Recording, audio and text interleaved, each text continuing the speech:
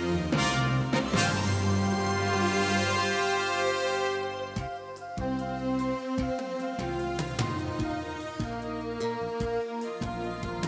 afternoon, and welcome to the City Club of Portland Friday Forum, Oregon's premier citizens forum. We're delighted that you're with us today. My name's Jim Zarin. I'm president-elect of City Club. The topic of today's program is how boomers are inventing a new stage of life and work. For the benefit of your fellow attendees in the room and our radio and television audiences, please silence your cell phones and any of their devices that are going to make noise in the next hour. First, a few announcements. At next week's Friday Forum, we resume our primary election season series of political debates with a debate between the two leading candidates for mayor of Portland, Sam Adams and Joe DeZono. Hosting candidate debates is central to City Club's mission of informing our community citizens about public issues. The first two debates the club has hosted this primary season provided voters with a clear understanding of the candidates' stands on the issues and their differing approaches to leadership. Please join us next Friday for an important opportunity to gain the same kinds of insights regarding Portland mayoral candidates Adams and DeZono. City Club recently launched our annual spring membership drive. Our goal, as we've said, is to welcome 100 new members by the end of the drive on May 31st. So far, we've recruited approximately 30 new members during our drive, and so we are well on our way to achieving our goal. We all will continue to need to help, however, and in order that we all remain motivated, the club is continuing its incentive. Each City Club member that recruits a new member will receive a free voucher for a Friday Forum, and the new member who is recruited will also receive a voucher.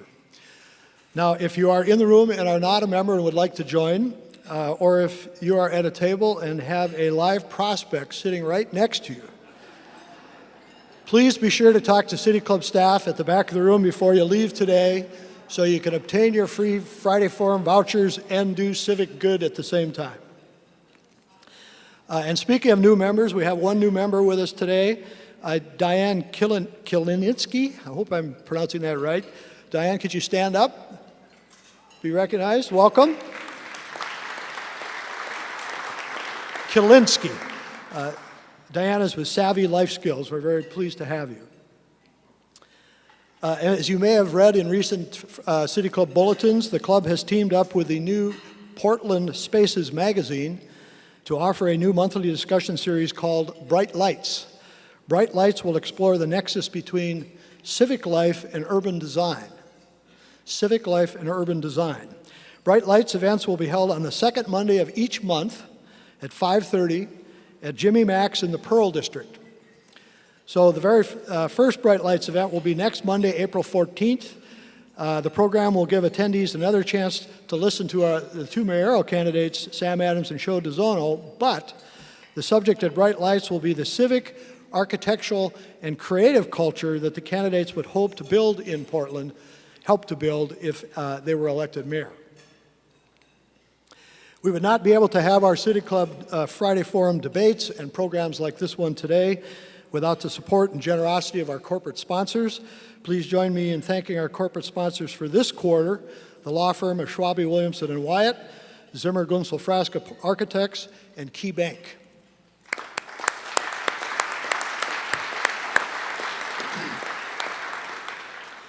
And now to our program. Baby boomers. If you're getting tired of hearing this term, you better get used to it.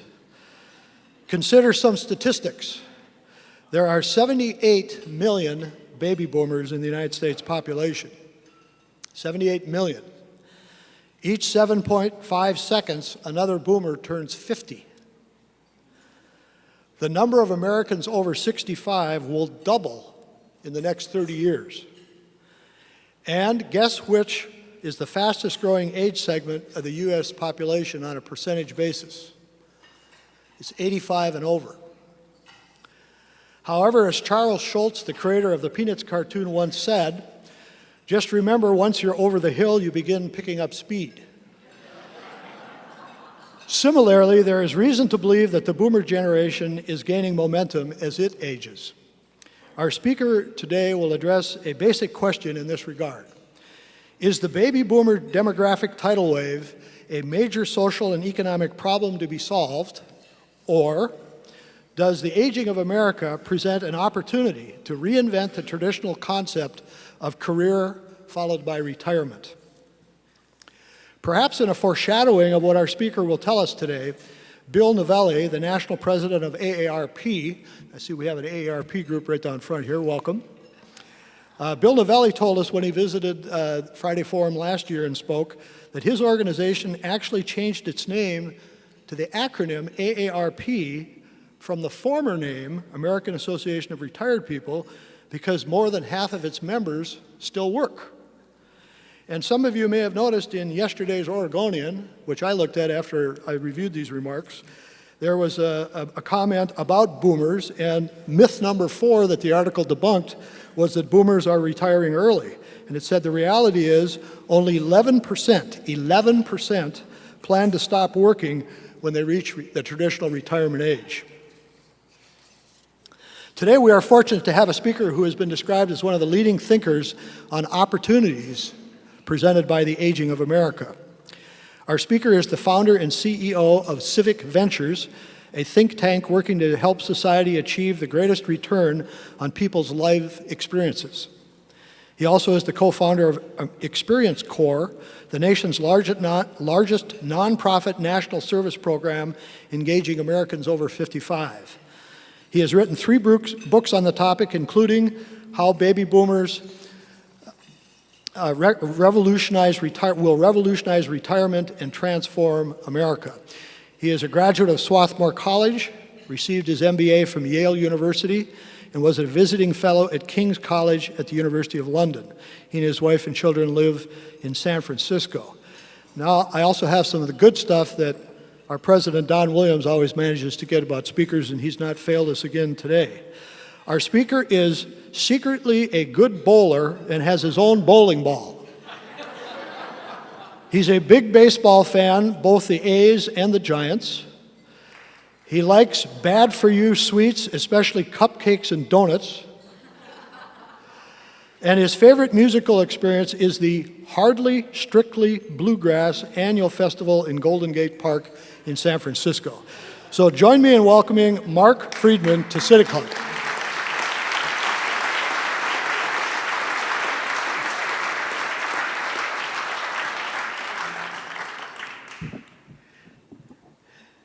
Thank you, Jim. Thank you, Don. Thank you to the City Club. And thank you to all of you for taking your lunch hour today to come and listen to this talk about the aging of American society and the baby boomers. I thought I'd start out inspired by some of the revelations Jim just offered and tell you a little bit about how I got to Portland in the first place almost 15 years ago, and how that time in Portland ended up having an enormous impact on all of our work at Civic Ventures to try to make the most of this demographic revolution that's in front of us. And I'm stunned coming back 15 years later how much Portland has changed. There's obviously lots of new buildings and much dynamism. I see the weather has changed dramatically too from 15 years ago. I'm told it's 70 degrees and sunny now every day. So Al Gore must be right. I came here because I was part of a team of people who did a study of the Big Brother, Big Sister program nationally. It was the first study that had been done of Big Brothers, Big Sisters in 100 years, and it revealed spectacular outcomes for young people who were lucky enough to have a mentor, a big sister or a big brother. It was a study of 1,000 kids who were on the waiting list of the program around the country. The average length of time kids on that list waited was 18 months. And so we took 500 kids, they got big sisters and big brothers, and we wanted to see what the difference was 18 months later compared to 500 young people who hadn't had that opportunity.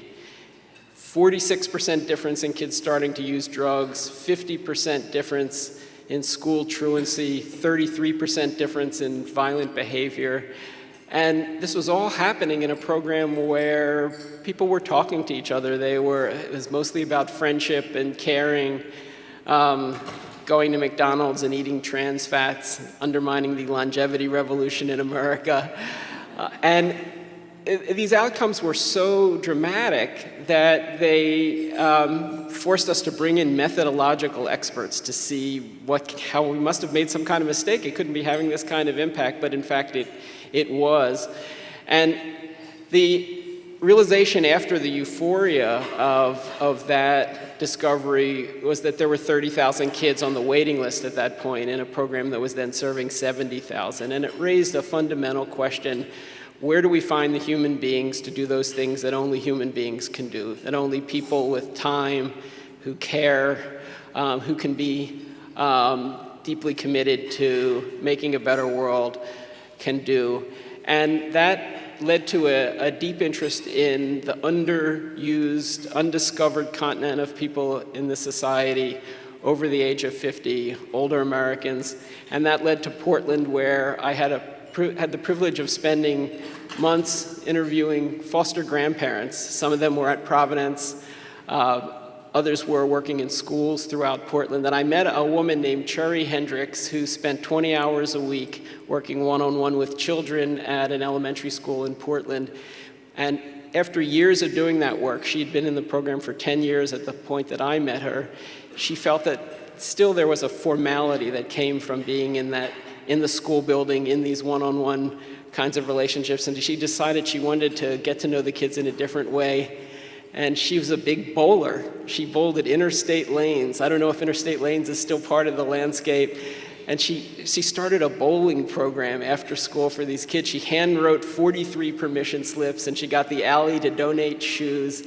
And it was an example of the kind of innovation and creativity, even at a small scale, that we often overlook in the older population. In fact, 3 years ago, in honor of that kind of spirit and that kind of possibility, at Civic Ventures, we created something called the Purpose Prize, which we think about as the opposite of a Lifetime Achievement Award. It's a prize for people over the age of 60 who are defying that notion we hear these days that change and experience are inimically opposed. They're drawing on their experience to produce significant change. We give out 5 $100,000 prizes each year to social entrepreneurs over 60. And in that very first year, we thought we'd have perhaps a couple hundred nominations. We got 1,200. And the same thing happened the next year, and the same thing happened the year after that. There is an undiscovered continent, not just of experience and wisdom, but of innovation in the older population. Some are doing it in the way that Cherry Hendricks was with her bowling league here in Portland. Others, like Robert Chambers, who was a Vietnam veteran who'd never finished college, spent much of his life working in the banking business, retired to Lebanon, New Hampshire, near his 60th birthday, discovered after a few months that he couldn't afford to be retired, like so many in the study we just heard about. And so he went to work at a used car dealership in Lebanon. And after a year, he was beside himself because he discovered that the dealership he worked at, much like the other used car dealers in that region, made much of their profits from taking advantage of the rural poor, the less sophisticated buyers. The dealers would call them woodchucks. And whenever a woodchuck came through the front door, the sales force would clamor to get to that person as quickly and get them to the most dilapidated car on the lot. Oftentimes it had a $1,000 bonus attached to it for the person who could unload it, sell that person the car, and then usher them to the business office where they'd get rolled over and given a 5-year, 15% loan. And one day this was happening, and it happened over and over again. The guy was driving off with smoke belching out of the back of the car. And Chambers knew that this wasn't just a bad economic arrangement for this guy, but in 9 months or 12 months or shortly thereafter, when the car died and the buyers still had 4 more years of car payments at this enormously high rate, his life would be ruined. He would no longer be able to work because he lived in a rural area. His family would spiral downward, that his community would have the same kind of effect. And as he was thinking about how this happened over and over again, the sales manager and the finance manager were high-fiving behind a glass door. And he couldn't take it anymore. He didn't walk out the door that day, but he started thinking about how he could use his experience to bring about change. And he created a new initiative called Bonnie Clack. He's a big fan of Car Talk on NPR, Click and Clack. He realized he could make CLAC stand for Car Loans and Counseling, a nonprofit in New Hampshire that sells fuel-efficient new cars, provides credit counseling and low-interest loans that he negotiated with local banks to rural poor buyers so that they could continue to work. The program is now being reproduced in 8 states around the country. And Robert Chambers never thought, I think of him as the accidental entrepreneur. He never had a grand dream that when he got into this stage of life, he was going to start a nonprofit. He's like Gary Maxworthy, another Purpose Prize winner from this past year, who was somebody who wanted to go into the Peace Corps when he was in his 20s, but he was already married, had children, couldn't afford to do it. So he went into the food distribution business, spent 35 years in that business, and then in his late 50s, when his wife passed away, suddenly he took a step back and reevaluated his life and decided his job had run its course and it was time to go what he set out to, and do what he set out to do in the first place. He applied to the VISTA program. They sent him to the local food bank in San Francisco, where he discovered that this food bank, like many others in the state, didn't give out fresh food, but mostly processed food, canned food, because they didn't know how to handle the distribution of fresh food. And he knew from his previous years of work that growers throughout the state were throwing out an enormous amount of produce because it wasn't supermarket quality. It was in some way blemished. So he put his experience in service of change, and he created a system, Farm to Family, which last year distributed 35 million pounds of fresh produce to hungry people throughout California using the food bank system. This year, he's planning to distribute 60 million pounds of food. And when I think about these stories of people like Cherry Hendricks and her bowling league in Portland, when I think about Gary Maxworthy, Robert Chambers, I think also about how little we hear about these individuals when we hear about these big numbers about the aging society, 78 million boomers rushing towards their 60s every few seconds, 10,000 boomers a day turning 60. It's going to be that way for a decade and a half. And mostly we hear about this long gray wave of greedy geezers, soon to take America to the cleaners, bankrupting posterity, spending a third of their life in subsidized leisure, a quarter of the population spending a third of their life in subsidized leisure. We hear that not only is it bad, but it's inevitable. Demography is destiny. We're told over and over again, demography is a disastrous destiny. And there are problems with that characterization, not just in that they don't capture the experience and the lives of the people I talked about earlier, but they don't make sense from another perspective. How could the best thing that ever happened to us, the fact that we're living longer, healthier lives, this great gift of longevity, we're told to eat right and to walk around the block and live well so that we'll live long. That's the goal. It's hard not to pick up a newspaper every day without imparting advice about what we can do to live longer and healthier lives. How could this great individual triumph be such a collective calamity? What's good for us as people, what we're supposed to do in our own lives, produce this great disaster? And it's also there's a paradox to it in another way, which is that this perspective gets the numbers right. We're told by people like Pete Peterson on the right that graying means paying. By Lester Thoreau on the left, we have met the enemy, and he is the elderly us. So, it seems almost independent of political perspective. There's this view about demographic and disastrous destiny. But so much of that amounts to scenario planning through the rearview mirror. The demographics are right. All those people who are going to turn 60 in 6 seconds or 8 seconds or the next decade are already alive. They're already here. But bringing together the numbers and the lifestyle that obtained for previous generations is misleading. And when I say scenario planning through the rearview mirror, I want to go and look in that mirror for a few seconds just to show how quickly we developed the kind of lifestyle that's lasted, this golden years dream for the last half century, how it was invented by enormously creative marketers to a point where it seemed like It was as natural as the oxygen in the air, in part to show how we can change things yet again in a way that will work for the next 50 years. And when I go back and look in that mirror, the date that jumps out is January 31st, 1940. It's the day that a woman named Ida M. Fuller, who lived not too far from where Robert Chambers lives today, in Ludlow, Vermont, went to her mailbox, the flashbulbs popped, she opened the box and pulled out the very first Social Security check. And that was the culmination of a long process. In 1935, FDR signed the Social Security Act, in part to free up so many older people in the heart of the Depression from desperate, grinding poverty. He was getting letters from farmers in Iowa asking for a loan from the federal government, saying they had no place else to turn.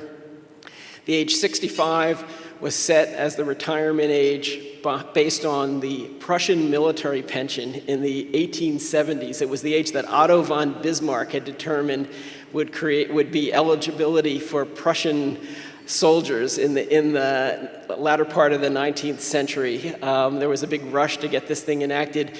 Von Bismarck had picked that age, convinced that there wouldn't be a single pension ever paid out by the state.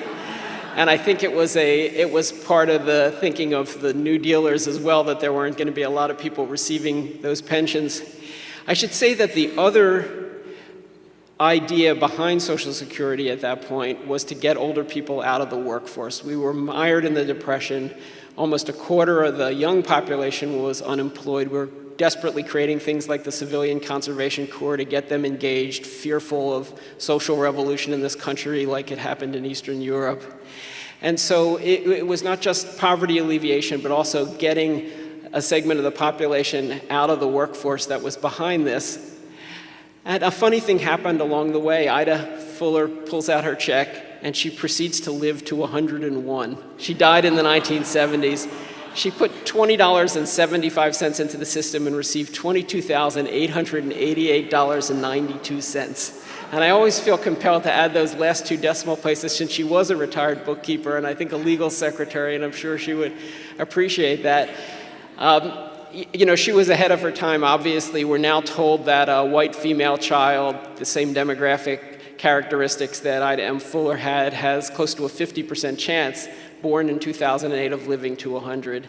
But even in the post-war period, that time between when people were getting their Social Security checks and when they were disabled or passing away, ended up being stretched, and it was becoming a longer and longer period, so long that in 1949, when Walter Reuther, the great UAW leader, got up in front of the union in Milwaukee at their annual convention, he described retirees as too old to work, too young to die.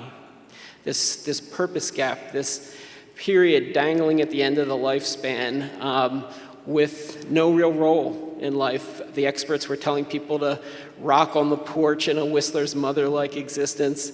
And this became a problem not only for a growing number of older people spending a growing period of time at loose ends, big problem for the financial services industry, for the pension industry. It was tough to sell pensions to people who were dreading this period. Lewis Mumford, one great American urban thinker, said in the mid-50s, at no point in any society had any group been so rejected as older people today.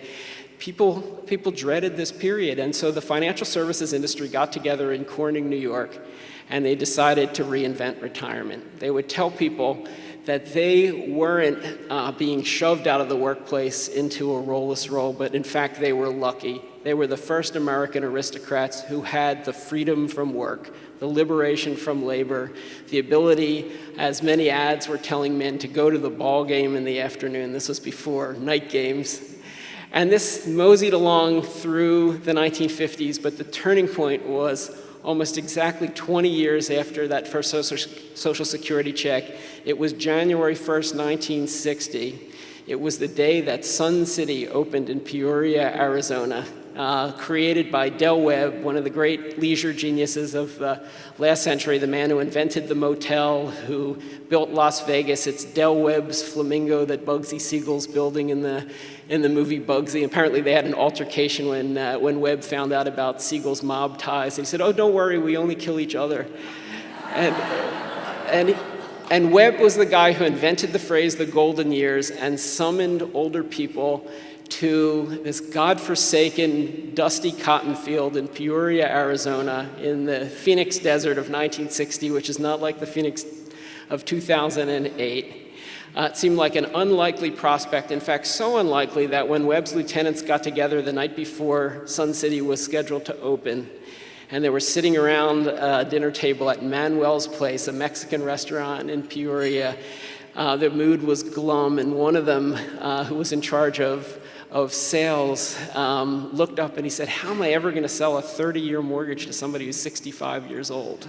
I realized, oh my God, we should have thought about that before we put the $4 million into it. And so they went home and they tossed and turned, sure they were going to be fired the next day when nobody showed up, and instead 100,000 people showed up. There was a traffic jam for 12 miles. They couldn't even get Webb in. They had to drive him in over the irrigation ditches, so he immediately started signing the contracts. And you know that phrase, if you build it, they will come? And they built it, people came, they kept coming. And I think if you'd even surveyed older Americans in 1960, they wouldn't have been able to tell you that they want to do it. But all over the country, tens of thousands of people got up, they wandered out to their car, they threw their belongings in, they left their friends and family, and they headed to that traffic jam going into Peoria. And I tell that story because I think it's January 1st, 1960 all over again, but in a different way. Yes, you know, we've been told we've had too much of a good thing. What happens if a quarter of the population, 78 million boomers, ends up going to Sun City? What's that going to mean for the economy, for the society? But in fact, the nature of later life is under every bit as radical revision as the numbers are, every bit as radical revision as it was on January 1st, 1960.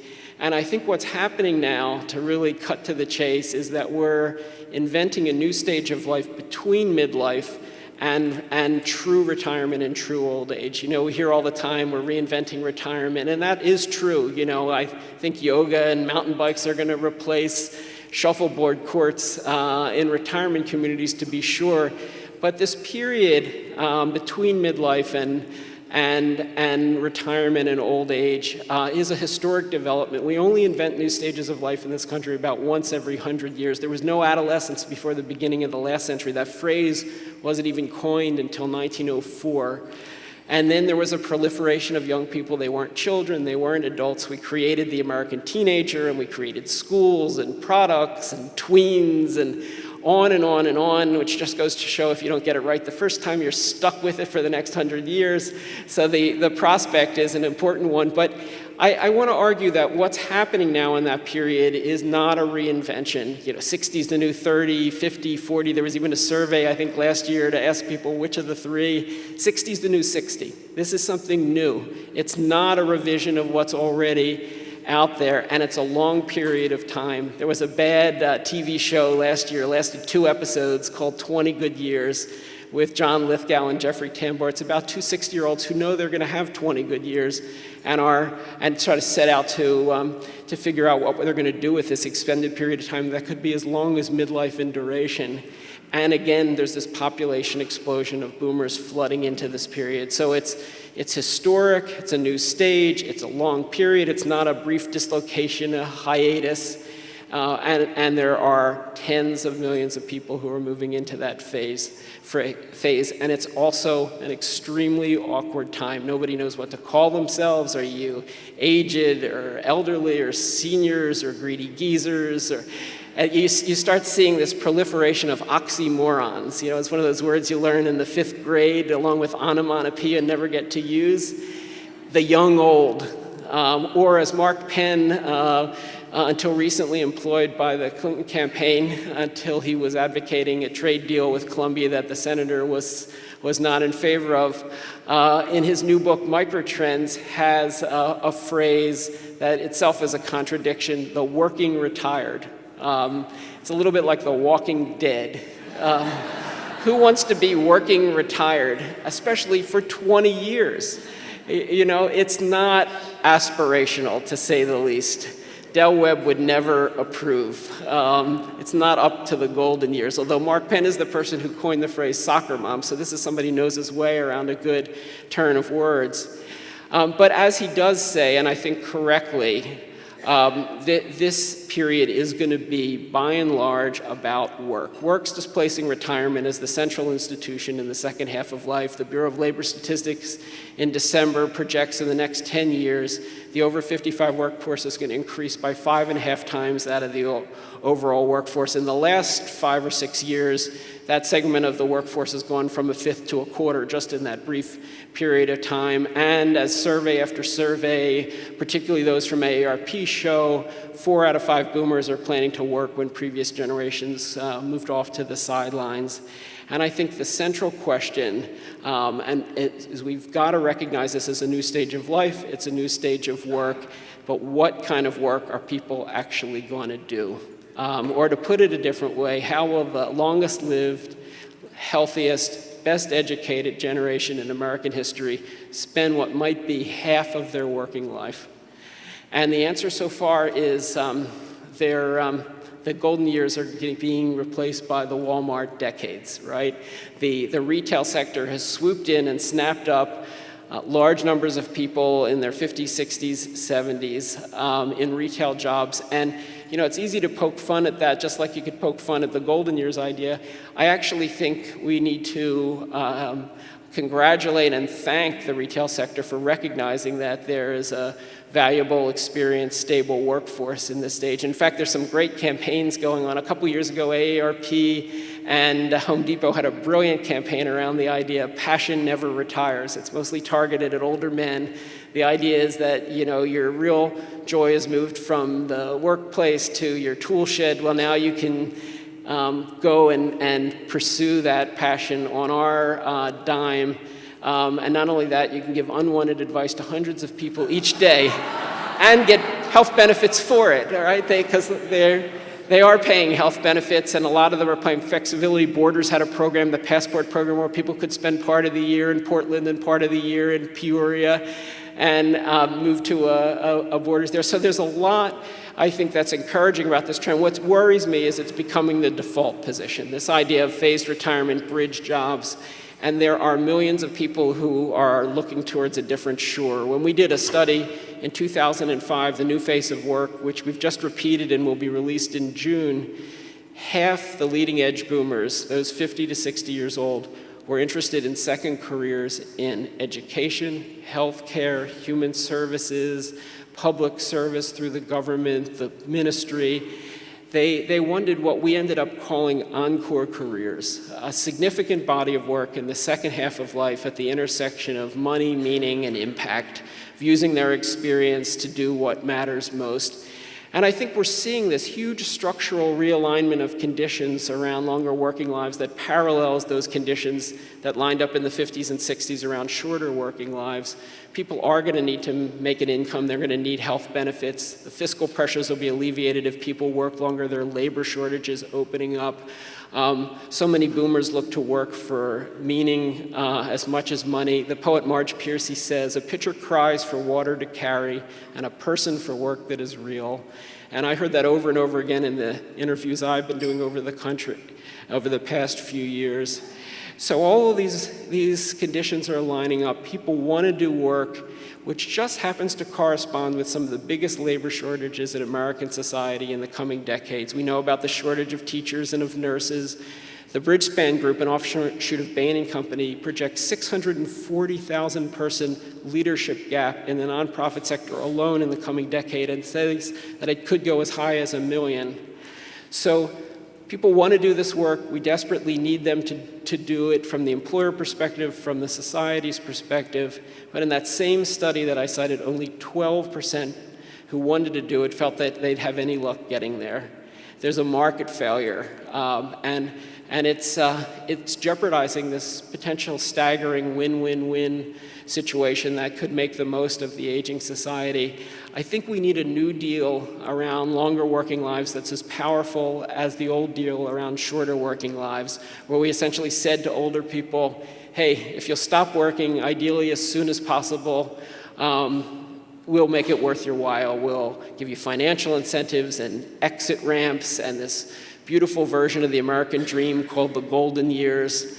And we were so successful at that people scrambled and saved and scrimped to get to retirement, not at 65, but ultimately at 57. All the while, we were living longer and healthier lives, and that gap was opening up. Allstate has an ad now that says the generation that never trusted anyone over 30 never planned on 30 years of retirement. And they say, you know, if we want to save retirement, we have to save for retirement. But that 30-year period that's opening up is got to be about something different, and we need a new deal that could last for 50 years in which we say to people, hey, if you're willing to work longer, if you're willing to make a commitment to things where we really need human beings to do those things that only people can do, we'll make it worth your while. We'll meet you halfway. We'll give you financial incentives and on-ramps and a vision of Encore careers that could make you proud and realize that you're part of something larger. It's going to take new policies, new pathways, getting rid of a lot of the debris from the old deal. But if we pull it off, we could do something really quite spectacular. Just think, 5% of the population in the last generation went off to places like Leisure World. If 5% of the boomers, that's something like 4 million people, had Encore careers, which our research shows last about 10 years, that's 40 million years of service to areas like education, the environment, poverty, health. That's more than a glancing addition. It's essentially a windfall of talent. It could take that old fantasy of those of us in the nonprofit sector of money being no object and replace it with a new one of talent being no object. It might make possible not only the end of talent deficits and human resource gaps, but enable wholly new kinds of solutions to problems that don't even come to mind in the current context of constraint. It could help create a society that makes sense again, in which rather than writing off people prematurely, sending them to the sidelines well before they're through, that we balance the joys of work, the responsibilities of work, much more evenly across the lifespan so that a much wider group in the middle supports the truly dependent young, the truly dependent elderly. We might even redeem the legacy of the boomers, of which I'm a member, the first generation in American history to potentially leave things worse off than we found it. That also the first generation that gets a second chance, 20 good years, to do some of our best work and to answer that call that JFK issued when we were all young, to ask not what our country can do for us, but what we might do for our country. I think it's a chance to take the inevitability of an aging society, but to recognize that demography isn't destiny. That, in the words of William Gibson, the science fiction writer, the future's already here, it's just unevenly distributed. How will it be distributed? How will we make sure that we do end up creating a better world? And to create a society that's not just about individual renewal, but social renewal. And I'll just close with a line from my mentor, John Gardner, who won the Presidential Medal of Freedom in 1964. He was in his 50s and did all of his best work in the 30 years after that. He was HEW Secretary under Lyndon Johnson, created Common Cause, independent sector. When he passed away in 2002 at his memorial service, there was a single quote on the back of the program. It was from the battles over Medicare in 1965. He said, "America today faces breathtaking opportunities disguised as unsolvable problems." I can think of no better benediction for what we face today, and I think Portland is leading the way, as always, is in the vanguard through the New Life by Design initiative, through so many other innovations that are happening here. So I come back in appreciation and also to see what the future does look like. Thank you.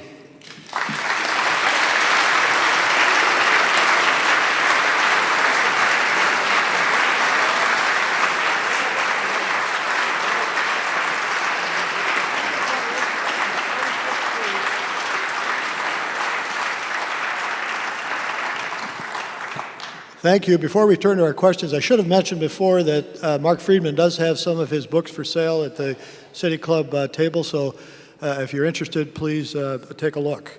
And before we have our first question, I'm just curious if boomers are people that were born between 46 and 64, how many people in the room are willing to admit that they're boomers? I'm just curious. Wow. So for our radio audience, I would say that's, I don't know, 3/4 of the audience. So it's a testament to how engaged the boomers really are right here at City Club. So our first regular question today will be asked by today's board host, and it is none other than our esteemed City Club President, Don Williams.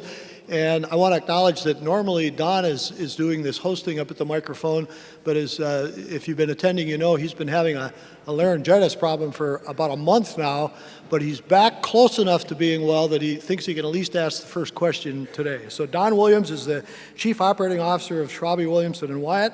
He's been a City Club member since 1972. In addition to his current stint on the board and as our president, he served prior terms both on the Board of Governors and on the Research Board. He'll ask our first question. Don.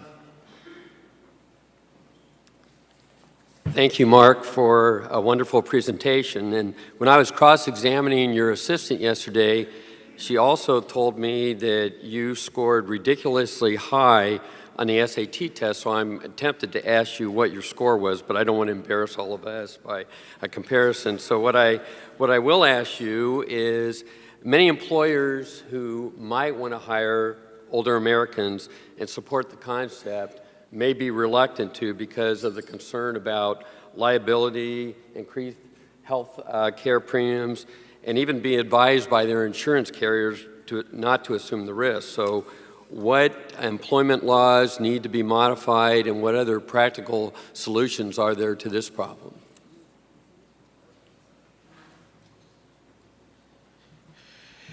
Thank you, Don. You raise a number of essential issues, and it makes me take a step back and say that we, as I was talking earlier, had this 50-year deal around discouraging people from working longer, and that has resulted in a whole set of disincentives in our pension laws and in other statutes, in employment laws and practices that really do need to get swept away if we're going to enable this kind of change. And I think the change that we're looking at amounts to something that is as big, potentially even bigger, a transformation in work and the workforce in America than the women's movement, when millions of women moved into roles that had been off limits to previous generations. And now we've got tens of millions of boomers moving into longer working lives at a point when people had been pushed out. So that's going to require a major rethinking. And I'd like to see some of our policymakers take on this whole issue in a way. We had a GI Bill at one point to help soldiers coming from overseas and returning from military life to civilian life find their footing, because we knew it would be a calamity if they didn't. What about a third age bill or an Encore bill that dealt with all of these human resource issues, these fiscal issues, financial issues, and got all of the incentives heading in the right direction? But I think there's another set of issues that won't get solved by policy, and those are attitudes. I think many employers, and it's just as true in the social sector as in the for-profit world, have an outdated notion of what somebody who's 55 years old or 65 years old or 75 years old is like. And one of the biggest issues is around commitment. They think people are passing through, that this is a way station between real work and real retirement. But in fact, for many people, it's an extended period of time. And so I think that there are human resource issues, there are policy issues, and ultimately there are also attitudes that are going to need to get revised in face of the new realities.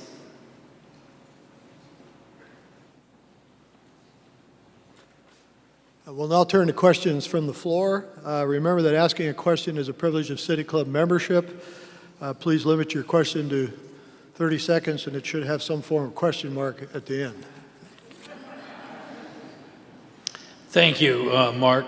Jay Bloom, City Club member. I got a couple ones for you. You mentioned Life by Design, which I know is a part of your next chapter initiative at Civic Ventures. So I wish you could share a little bit more about that, as well as your Breakthrough Awards and what you're trying to do there. The Breakthrough Awards also addresses something that Don helped raise. There are employers all over the country, in the private sector, also in the social sector, who are managing to deal with the barriers and succeeding. And we did an award last year for nonprofits and public sector institutions that were finding a large portion of their new talent from the over 50 group. And we had an overwhelming number of nominations for that award as well. And the central message that came through was, try it, you'll like it. That these groups, ranging from the YMCA in Rochester, which had started hiring people over 50 as fitness instructors, through an initiative in New York called Reserve, which helps experienced professionals navigate their way into the social sector. There were bumps along the way, but in the end, there was a kind of great awakening among these employers who found that it was worth it, much like those in the retail sector have, to integrate this new source of talent. I also want to draw attention to a project that we're doing now in Silicon Valley, an Encore Fellows project, which is taking mid-level corporate retirees, mostly in their 50s, who've spent 30 years working in that sector and for whom that work has run its course, want to move into the nonprofit world but don't have any experience on their resume to prepare them for that. And it's a year-long fellowship in which they get in the door of these organizations, get some executive education, are part of a community of people who are swapping sectors. And many of them are coming from the human resources area, where they've gained all this experience in the corporate world, and they're helping to improve the human resource practices of nonprofits so they can deal with some of the issues that Don raised, because many small and medium-sized nonprofits don't have an HR director, they don't have a marketing director, they don't have legal counsel. And so it's a way of, I think, sometimes getting the private sector to train all of these people so when they're really ready to do their best work, they can move into the social sector. Thanks. Ted Kay, City Club member.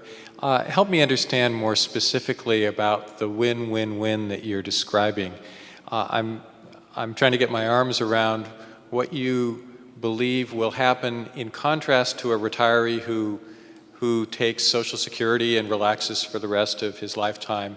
The retiree, or the person who comes out of the regular workforce and enters what you're describing. I'd like to have you give us a couple examples of someone who might do something, and then also describe the structural changes that you think need to happen in our laws, or economy, or training, or whatever, to make that more possible. Mm-hmm. Okay, well, there are a number of important issues that you raise. The win-win-win I almost think of as making a virtue out of a necessity. Obviously, there's nothing whatsoever that's wrong with taking your Social Security check and going off to Sun City at 65 or 55 or even earlier. But many people are going to need to work or are going to want to work, but most people are going to need to work for much longer. And I think the question is, how do we help them find work that values their experience, that uses that experience so they're not doing at 58 what they could have done at 18, and if they want to use that experience. And so how can we make a virtue out of the necessity and reality of longer working lives, and one that's not just an individual virtue, but a collective one, where the overall use of this talent makes a better society, makes us stronger. And I'll give you one concrete example in response to that second part of your question. It's a story of Velma Simpson, who was a real estate agent in Longmont, Colorado for Allstate, who thought of herself as a social worker. She was the first person on the scene when somebody's house burned down or their car crashed or there had been a death in the family, and she relished the idea of being a champion for people at times when they were distraught. But as the insurance business became more and more automated and decisions more and more made by computers, she decided to become a real social worker. She went to the University of Oklahoma, got her MSW degree, went off to she got a presidential management internship to work on homelessness at HUD. And when they asked her why she wanted to do it, she told them that she'd heard JFK say, "Ask not what you could do for your country, but what your country could do for you, but what you could do for your country." And she was ready. She was ready to raise her hand. But when she got to HUD, they kept giving her short-term assignments because everybody else who was 57 years old had one foot out the door, but she had one foot in the door. She was just getting started. And it took them for her a while to convince her new employer that she was not passing through but taking a stand. And I think her case illustrates this idea of an Encore career, that employers can take a chance on people at this juncture because they're going to be around for a while. It's worth training them, it's worth investing in them, it's worth more and more boomers investing in themselves. And that brings to a third point that you raise, which is how the financial services industry could help these people as well, especially if there were public policies supporting it.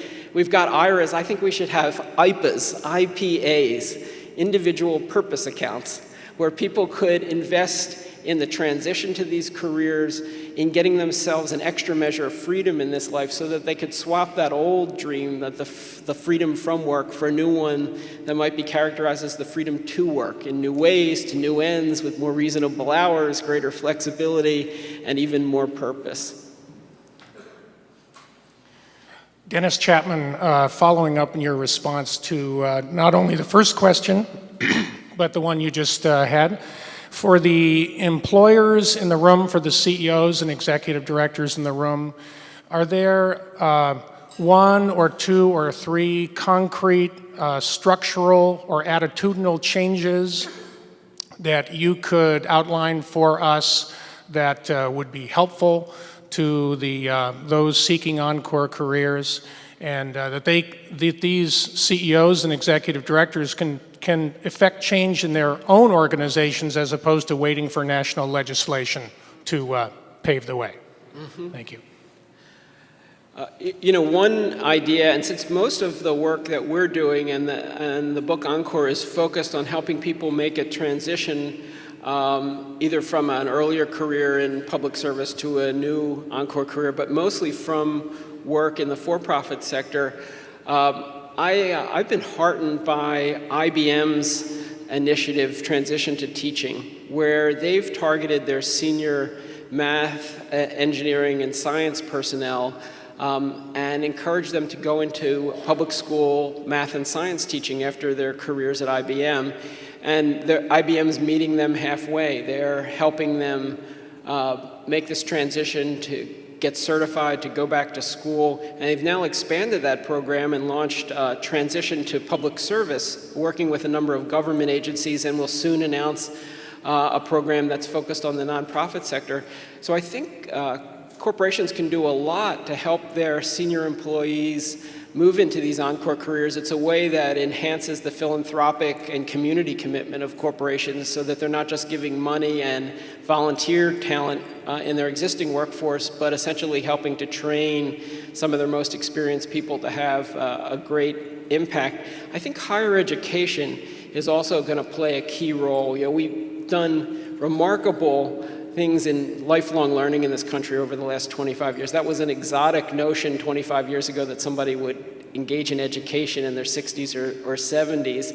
And then Elder Hostel was created, and with it, lifelong learning institutes all over the country. It's now become an expectation, even an aspiration for many people as they get older.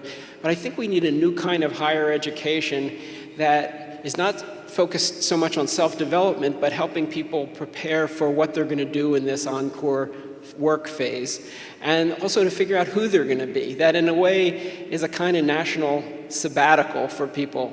Mary Catherine Bateson, an anthropologist, says that we've stretched midlife so long that it's become like a run-on sentence, and it needs punctuation.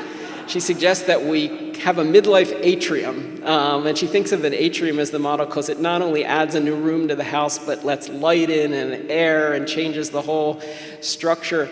So I think we need a new kind of higher education that could be both instrumental but also developmental in this way. And I'm pleased to say that Portland Community College has an initiative here that has a lot of those qualities and is helping aging boomers not only get a break, but think about what they want to do next and then help take constructive steps in that direction.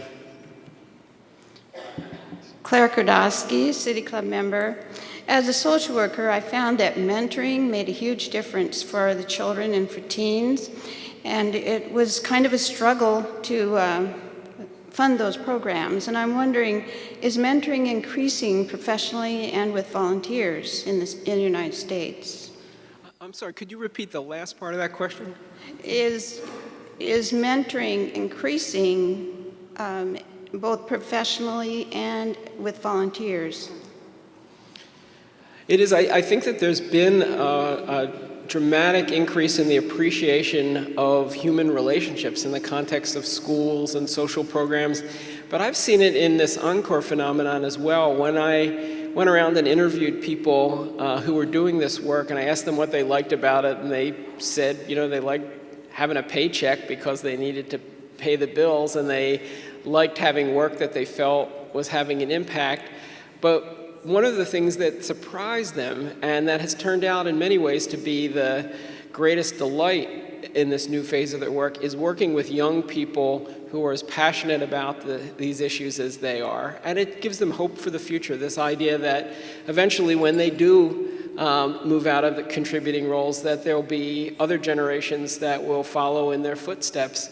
And it raises another point about longer working lives. It oftentimes tends to get put into this box of helping the boomers, but I think really what's happening is that this boomer generation is developing a stage of life that will then be inhabited by Gen X, Gen Y, and generations after that, because they're all going to be working much longer as well. So a lot of the heavy lifting that's happening now, and people are struggling because we're sort of at the end of that one deal I described, and the new one hasn't yet been assembled, so everybody's kind of on their own figuring this out, is one that's going to benefit future generations. So I think that the mentoring potentials in a multi-generational workplace, but also getting this new phase of life and work pulled together is another potential benefit of having so many people who are moving into longer working lives.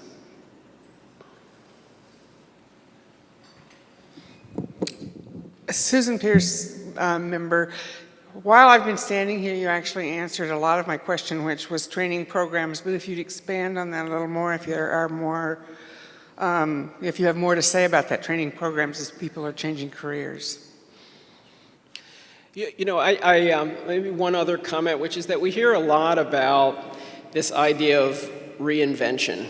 And it's a great idea, but if you read all those Money Magazine articles and Fortune articles, you'd think, that this great long line of boomers who are opening up B&Bs and vineyards, and the birds are singing and the clouds part, and the sun's shining and it's all easy and automatic. But this transition process is very difficult, and it's murky, and even people who on the surface seem like they've made it are in themselves still asking lots of questions and struggling.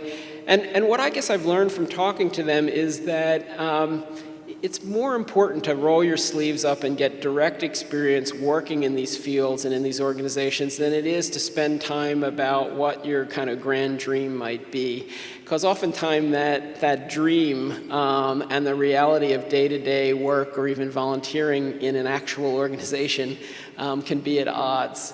So I encourage people, if you're thinking about making this transition, go back to school, talk to lots of people, but start volunteering, serve on boards, try to get a peek inside to see if it's really for you, because ultimately that'll make a big difference in whether it's something that lasts or whether it's something that ends up being a detour.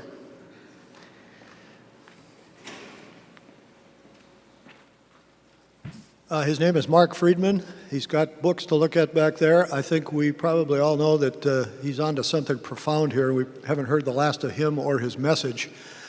If you value what he has to say, look for his books. If you value these forums and you're not a member, there are membership forms on your table and at the back of the room. Keep in mind we have a mayoral debate here next week. Thank you all for being here, and we thank Marc Freedman, our speaker. We're adjourned.